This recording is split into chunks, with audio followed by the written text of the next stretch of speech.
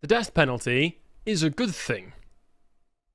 And to explain why it's a good thing, I'm going to talk about a particular case where the death penalty was applied last week to a convicted murderer who was, yes, very, very guilty, called Marcellus Williams. And this execution that was performed on him was just, righteous, and correct. It was justice being done. Of course, if you believed the mainstream media and believed everything that the media were reporting about the case that led up to his death penalty conviction, then you would believe that they had put an innocent man to the lethal injection. This is not true. Was the message, he was a good boy, he didn't do nothing, that sort of That thing? was the spirit of the message, although they tried to wrap it up in a lot of very, very poor, very faulty legal arguments, along with a lot of pointing at DNA evidence when it really didn't apply to this particular case, because they were hoping that normal people who read about it in the newspapers and on the BBC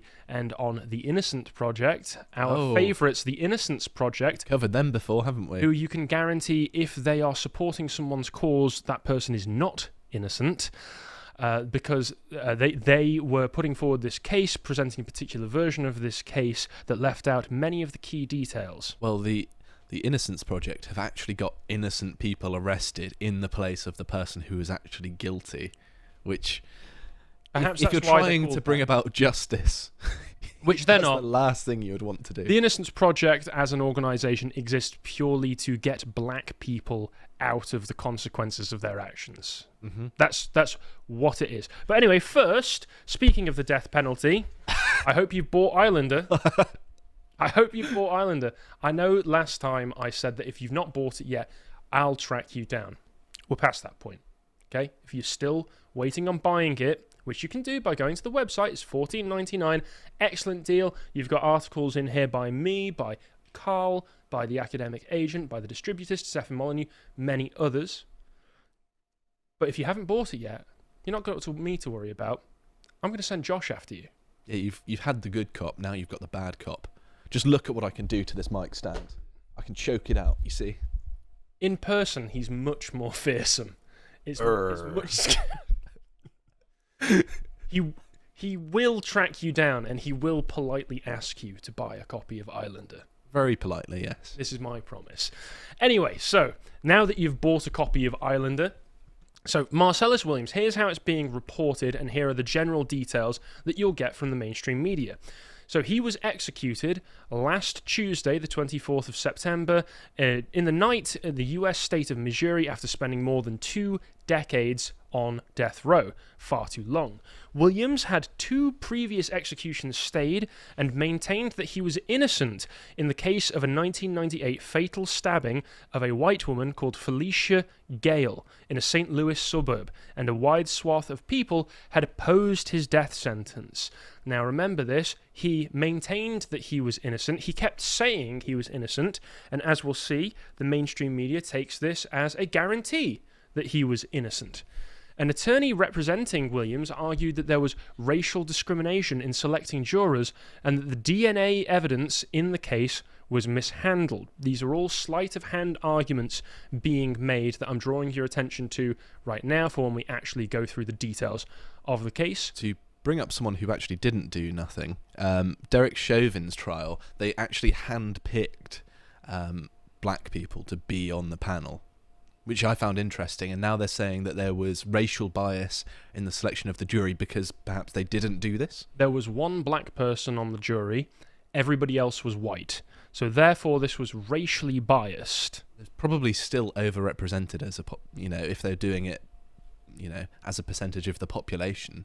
Well, it's in St. Louis, Missouri, so I don't know the racial Well, maybe breakdown not then. of that state, but it's pretty either close. way, Actual Justice Warrior has a very good video on the same subject where he breaks down how in the American jury selection process, you actually have the right to exclude people from the jury without giving a reason. Mm-hmm. You can just, as part of the selection, say, we just don't want this person on there. We just don't like you. That's how it works. And that's how it should work. Williams was denied a last-minute reprieve from the US Supreme Court after Missouri's top court and governor rejected his clemency requests earlier this week. So this has gone through over 15 years, I think, of litigation regarding the stay of execution, whether the death penalty should be applied. Every single time it's been looked into, relitigated over and over again, it has been upheld.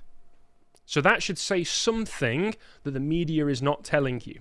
In a rare move, the three liberal justices on the US Supreme Court, Sonia Sotomayor, Elena Kagan, and Ketanji Brown Jackson, said on Tuesday that they disagreed with the conservative majority and would have granted a stay of execution. They did not give a reason. Of course they didn't, because being liberals, their reasons were that he was black and therefore is innocent of all things at all times. True. At his trial, prosecutors said that Williams broke into Ms. Gale's home in August 1998 and stabbed her 43 times with a large butcher knife before stealing her purse and her husband's laptop. Ms. Gale was a social worker and former reporter at the St. Louis Post-Dispatch. Lawyers for Williams said that there were concerns over the handling of the case, arguing black jurors were wrongly excluded from his trial. Whatever you want to make of that argument, they were wrongly excluded, which they weren't. There is a fact I want to highlight here, which is that black jurors in the US are notoriously biased towards black suspects. Look at the OJ trial. They're just like, he's innocent, he's black, he's just like me, therefore he cannot do crime. Well, some of the black jurors who were selected for the OJ trial later came out. One of them gave a black power fist, for one, and then turned out later to have been a member of the Black Panthers in his youth. No way.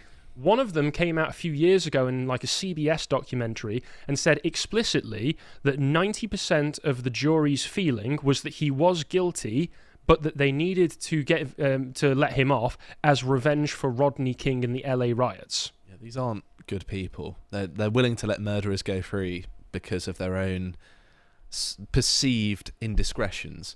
And also, consider that one of the jurors for Derek Chauvin that you mentioned later turned out to be a BLM activist after the trial was concluded. That's not exactly a fair juror, is it? That's enough to bias someone's assessment of someone's innocence or guilt, isn't it? So I know this is painting with a very, very broad brush, but experience has shown, with a few major cases, that a lot of them can't be trusted with this kind of responsibility because they have incredibly strong tribal in-group preference. That means that even if they do think that the person is guilty, they will get them off because they see the consequences for that person as directly part of their experience in America. Mm-hmm. It's also worth mentioning as well, 1998 fatal stabbing. This has been going on for so long. Why is he not dead and already in the ground long ago? Well, as in, this should have happened that same year, ideally. Well, I understand trials take time, maybe the year afterwards. In 2001. It shouldn't take that long. And this, there's reasons for that, which we'll get into. Because immediately after the murder, Marcellus Williams was not on the police's radar at all. And it was exceptional circumstances that put him on their radar that you will not get from any of these reports. But the BBC article carries on to say they also said there was no forensic evidence linking Williams to the crime scene and that the murder weapon had been mishandled, raising questions over DNA evidence. Now, bear in mind, this happened in 1998. The trial originally took place in 2000 to 2001 when he was originally indicted for it. And touch DNA, which is what they're complaining about, was not on these people's mind at the time. And the mishandling of the evidence was that procedure at the time was after it had been scanned for any evidence that they could find on it in a lab, then you were all right as the police investigator to touch it with no gloves because they'd already done all the tests that they needed to. That's what the mishandling was.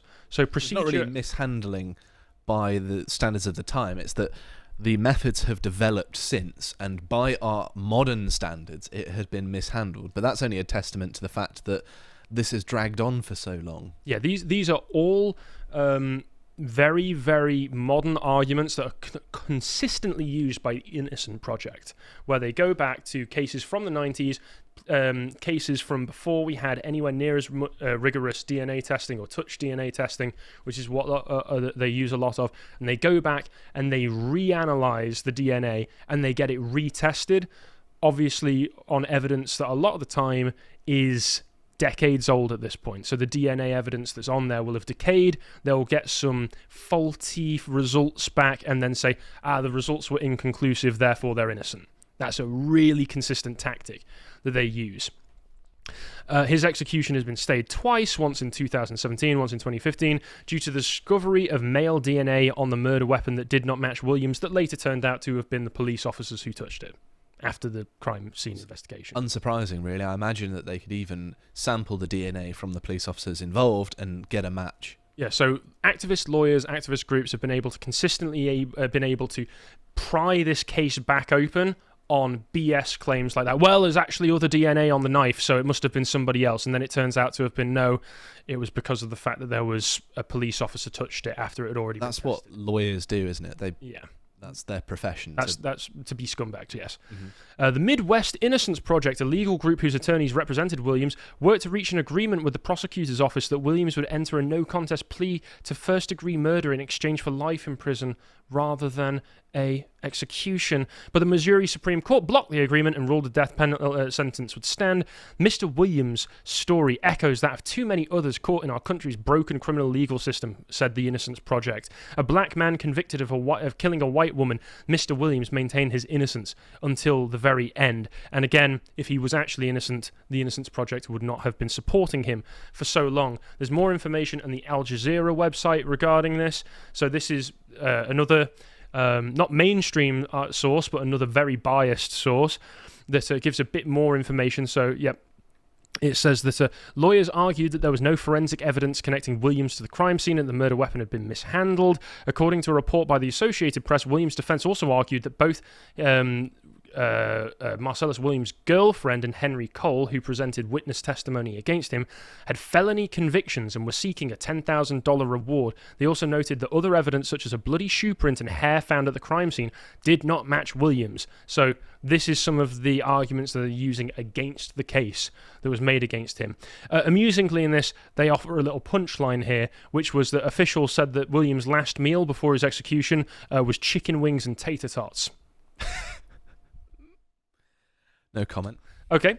What does the Innocence Project website have to say about this? Who is Marcellus Williams? Well, they do their little thing where they have a list, a numbered list, where they explain how he's definitely innocent. Number 1, crime scene covered with forensic evidence contained no link to Mr. Williams. He'd been seeking to prove his innocence throughout the 23 years. The perpetrator, so they're saying, obviously that someone killed her. So Innocence Project doesn't know how. Would the Innocence Project step forward to say that they would help? That they've identified other suspects? No. I mean, you've suggested that they have actually done that before and got it wrong. So thank God that they didn't. Well, it was that guy who they went on Joe Rogan with, didn't they? Oh, that gentleman. And then... Yes. Well, gentleman, I'm being a bit... Yeah, he had another man's severed head in a fridge. And this was after his Joe Rogan appearance, wasn't it? I think so, yeah. It might have even been before. I can't remember the timeline of it. It was quite a while ago now. But basically, yeah, he'd been out of prison for a very short amount of time and beheaded someone. All right. Very innocent.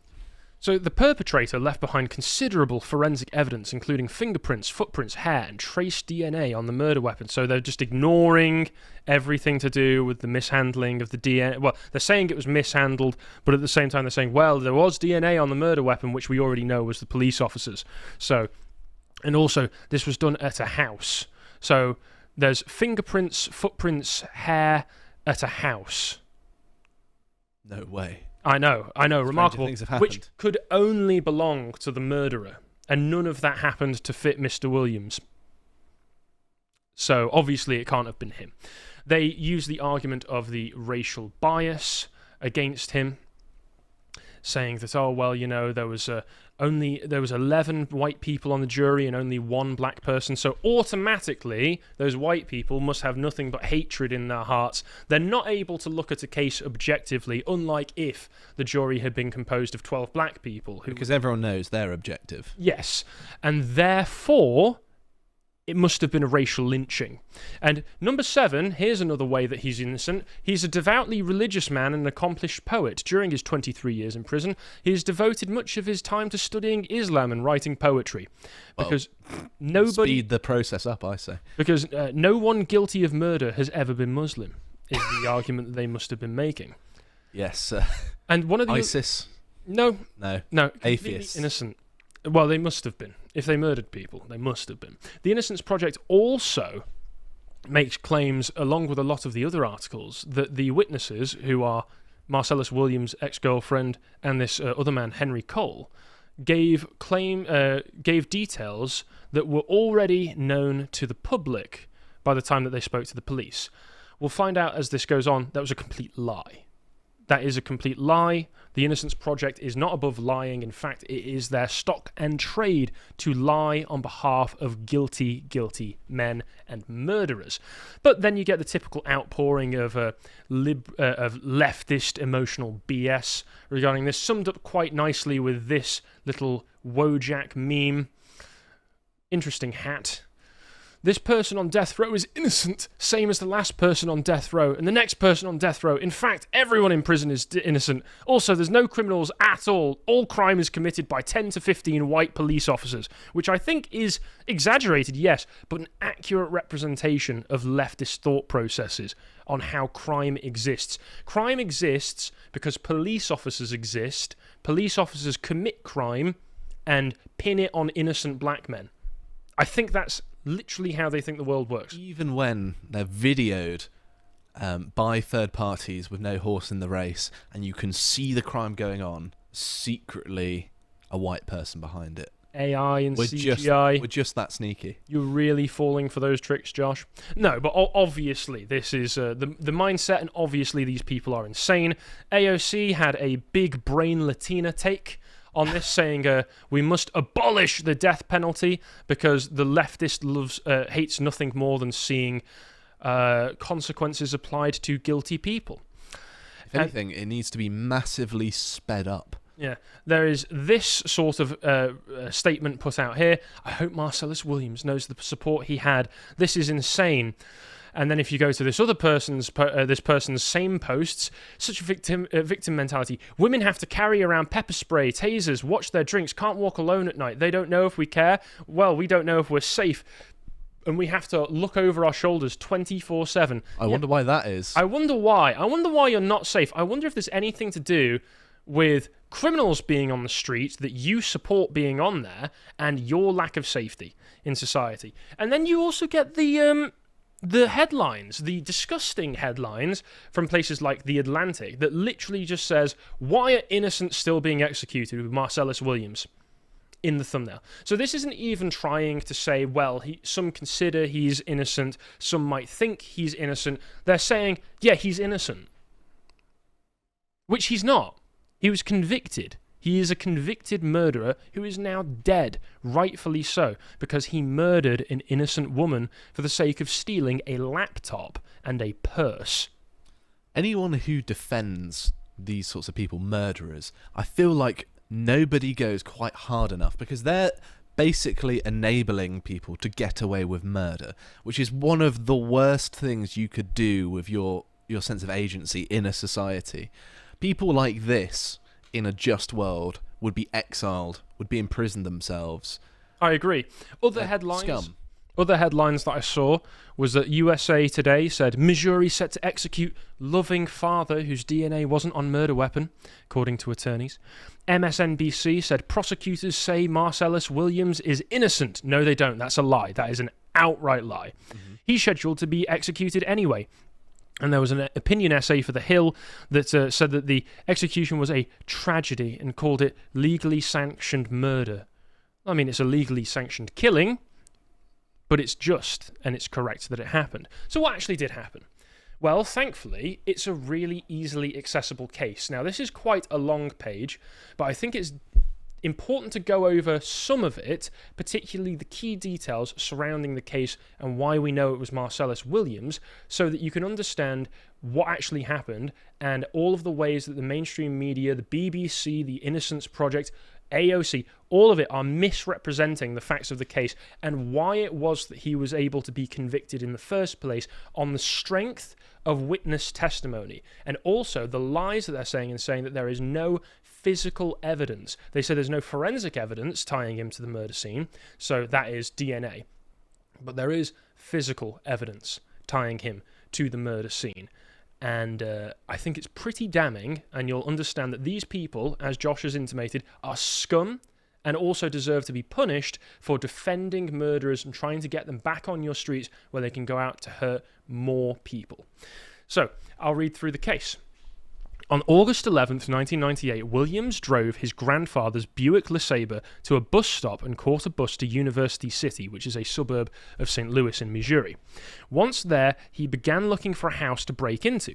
Williams came across the home of Felicia Gale. He knocked on the front door, but no one answered. Williams then knocked out a window pane near the door, reached in, unlocked the door, and entered Gale's home. He went to the second floor and heard water running in the shower. It was Gale. Williams went back downstairs, rummaged through the kitchen, found a large butcher knife, and waited. Gale left the shower and called out, asking if anyone was there. She came down the stairs. Williams attacked, stabbing her and cutting her 43 times, inflicting 7 fatal wounds. Afterwards, Williams went upstairs to the bathroom, washed himself off, took a jacket and put it on to conceal the blood on his shirt. Before leaving, he placed Gale's purse and her husband's laptop computer and black carrying case in his backpack. The purse contained, among other things, a St. Louis Post-Dispatch ruler and a calculator, which were marked as such because they were property of the St. Louis Dispatch. Williams left out the front door and caught a bus back to the Buick. After returning to the car, Williams picked up his girlfriend, Laura Asaro. Asaro noticed that despite the summer heat, Williams was wearing a jacket. When he removed the jacket, she noticed that his shirt was bloody and that he had scratches on his neck. Williams claimed he had been in a fight. Later in the day, Williams put his bloody clothes in his backpack and threw them into a sewer drain, claiming he no longer wanted them. Throwing them into a sewer drain, that's not suspicious behaviour at all, is it? No. Asaro also saw a laptop computer in the car. A day or two after the murder, Williams sold the laptop to a man called Glenn Roberts. The next day, Asaro went to retrieve some clothes from the trunk of the car. Williams did not want her to look in the trunk and try to push her away. Before he could, Asaro snatched a purse from the trunk. She looked inside and found Gale's Missouri state identification card and a black coin purse. Asaro demanded that Williams explain why he had Gale's purse. He then confessed that the purse belonged to a woman he had killed. He explained in detail how he went into the kitchen, found a butcher knife, waited for the woman to come and get out of the shower. He further explained that when the woman came downstairs from the shower, he stabbed her in the arm and then put his hand over her mouth and stabbed her in the neck, twisting the knife as he went. After relaying the details of the murder, Williams grabbed Asaro by the throat and threatened to kill her, her children, and her mother if she told anyone. On August 31st, 1998, Williams was arrested on unrelated charges. They don't say it in here, but in another article I found what they were. It was arms robbery of a donut shop. And incarcerated at the St. Louis City workhouse. From April until June 1999, Williams shared a room with a man called Henry Cole. One evening in May, Cole and Williams were watching television and saw a news report about Gale's murder. Shortly after the news report, Williams told Cole that he had committed the crime. Over the next few weeks, Cole and Williams had several conversations about the murder. As he had done with Laura Asaro, Williams went into considerable detail about how he broke into the house and killed Gale. So bear in mind, this is over a year, or almost a year, after the crime was committed. The police are still looking for the culprit, and the news reports are still talking about it, and nobody knows who did it. And Williams is not implicated in the slightest up until this point. So it carries on. After Cole was released from jail in June 1999, he went to the University City Police and told them about Williams' involvement in Gale's murder. He reported details of the crime that had never been publicly reported. So those things where the Innocence Project and other news reports have said that it was details about the crime that had been publicly reported, that's a lie. That's an outright lie that is contradicted by the public legal record. In November of 1999, University City Police approached Asaro to speak with her about the murder. So Cole comes out, gives them the information, And then that information leads them to Asaro, who then tells the police that Williams admitted to her that he had killed Gale, gives the same story. The next day, the police searched the Buick LeSabre and found the post-dispatch ruler and calculator belonging to Gale. The police also recovered the laptop computer from Glenn Roberts. The laptop was identified as the one stolen from Gale's residence. So you can see none of the evidence, the trail of evidence, is to do with DNA at all. It's all one witness comes forward, says this is the man that did it. The police follow up on these claims by finding the woman who is said to have already heard the story. She gives the same story, leads them to the car that has Gale's property in it, and they also find the third man he sold the laptop to, That is who the most... still has the laptop, and Williams does not deny that he sold the laptop to Glenn Roberts.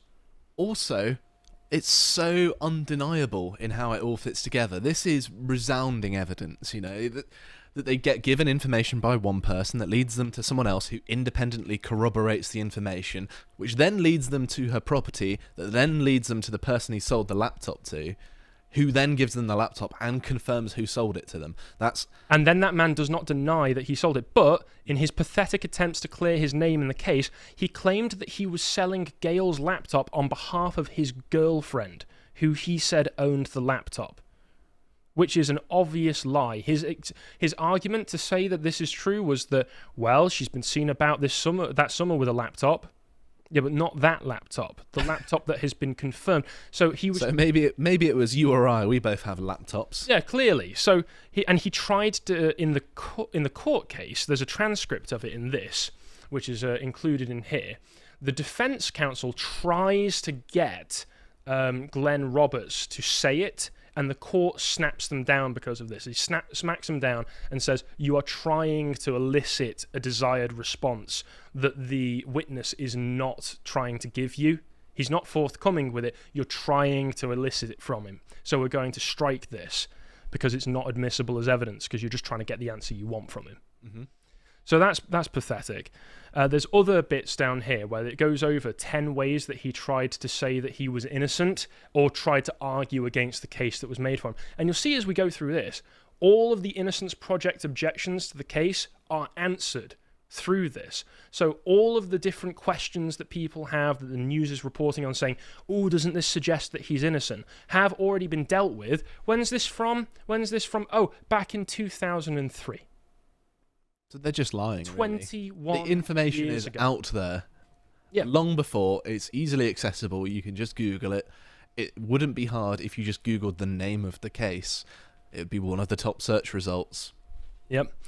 So Williams alleges that the trial court abused its discretion by overruling his objection to evidence regarding Williams' attempt to escape from the St. Louis City workhouse. So when he was originally indicted for this case after the police got all of the evidence in 2001, he tried to escape the St. Louis City workhouse.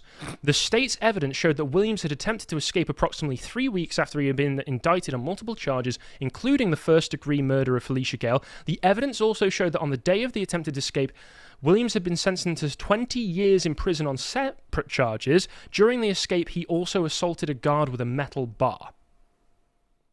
But he's definitely innocent.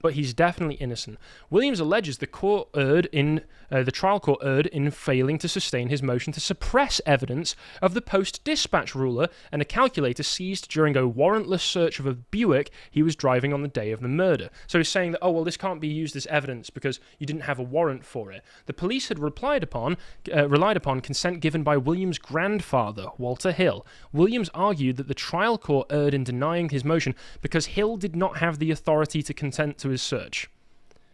He'd not been his car, wasn't it? It was his grandfather's car in the originally. So it was his property. It was his car, but his grandfather seemed to have been looking after it whilst he was in. I thought it was his grandfather's. Let me go back just to double check. I think he. Oh yes, you're right. Drove his grandfather's Buick. You're right. I completely mixed that up. So a warrant is irrelevant because his grandfather would be the one to consent to the search of the car, which they did ask him, and he gave consent. So I'm not even a lawyer. There you go.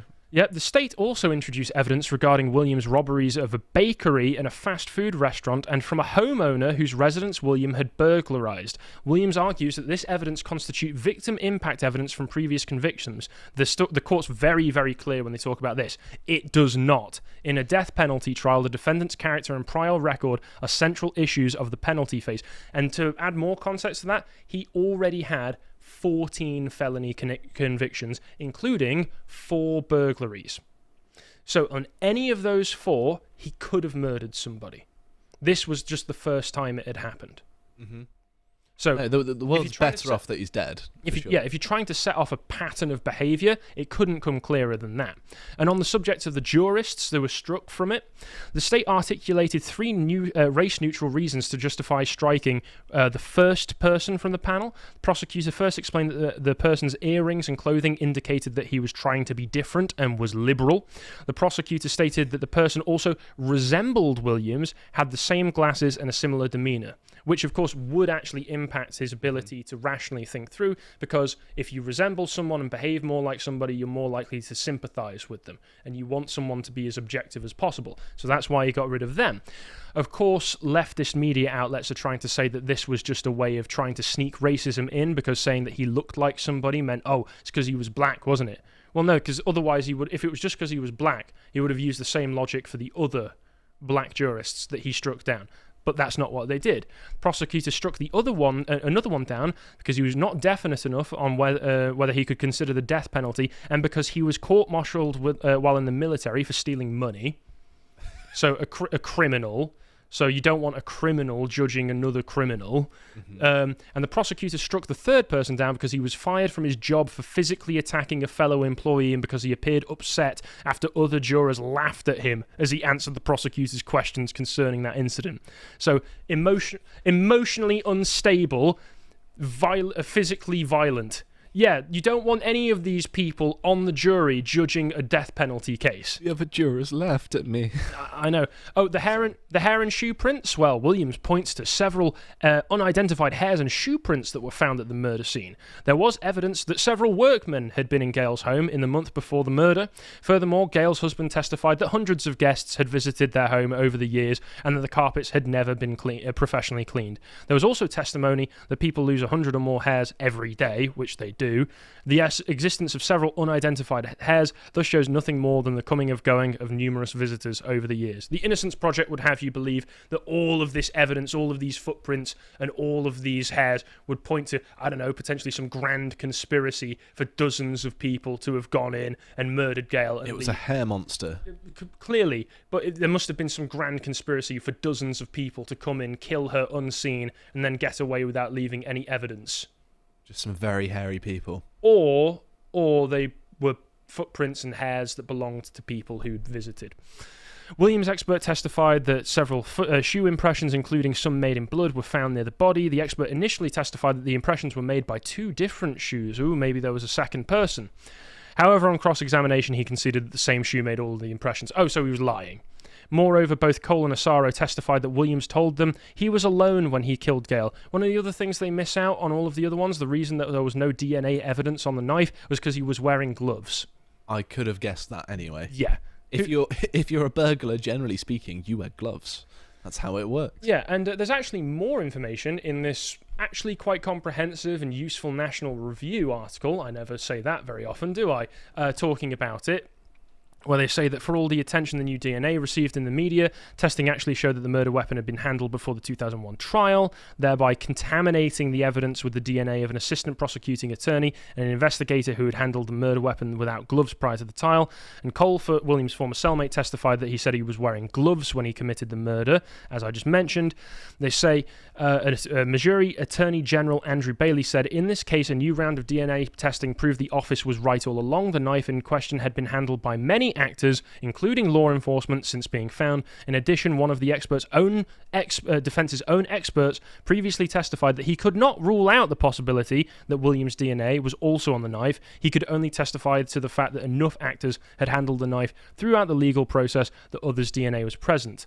Meanwhile, the Innocence Project has further argued that the case rests on the unreliable testimony of two incentivized witnesses. This is the, they only did it for $10,000 reward, right? But the governor's office notes that Williams' girlfriend never requested a reward for the information about the murder that Cole provided, and that Cole provided information about the crime that was not publicly available at the time, but was consistent with the crime scene evidence and Williams' involvement. Cole, being a criminal, did, after he gave the evidence, expect a reward, but he was only going to get that reward if it led to a conviction. Mm-hmm. So if he was giving them the wrong information, that's not an incentive to go to the police in the first place if he's just feeding them lies. Well, that would be terrible to have a financial reward to be given the wrong information, wouldn't it? Exactly. So the whole case is clear-cut. It is pretty black and white. And it's obvious that Marcellus Williams was guilty as sin. What happened to him, the death penalty last Tuesday, was just, it was correct and fair. It was a proper application of the law, because if we can get more murderers off of our streets will be safer. One of the most surefire way to get obvious, clear and convicted murderers off of our streets is to give them the lethal injection, the electric chair, the gas chamber, whatever the preferred method of execution is. And it is good that he is dead. It's only a pity that it went so long through the courts and trials and appeals system and that it didn't happen sooner. I hope you appreciated that segment from the podcast The Lotus Eaters, and if you want to see what else we're putting out, you can follow Bo's series, Epochs. This time he's talking about Pompey and Caesar, very important topic that. And if you want to follow everything else that we're putting out, you can follow our Twitter account. Thank you very much for watching, and goodbye.